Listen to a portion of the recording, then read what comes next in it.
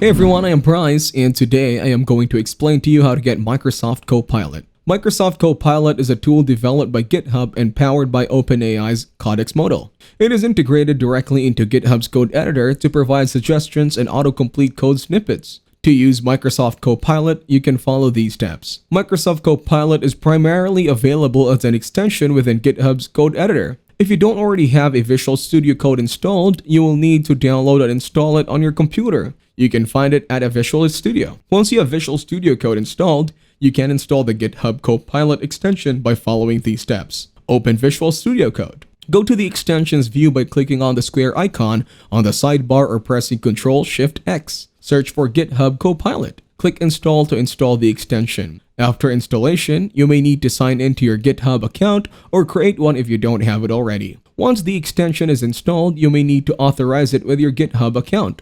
With the extension installed and authorized, you can start using GitHub Copilot by writing code in Visual Studio Code. It will provide suggestions and even generate code snippets based on the context of your code. Keep in mind that while GitHub Copilot can be a helpful tool for code suggestions and autocomplete, it is not a replacement for understanding programming concepts or writing secure and efficient code. Always review and test the code generated by Copilot before using it in production environments. Additionally, usage of GitHub Copilot may be subject to licensing terms and conditions set by GitHub and OpenAI. On that note, that will be it for this video. I hope you guys got some value. Thank you for watching and see you in the next one.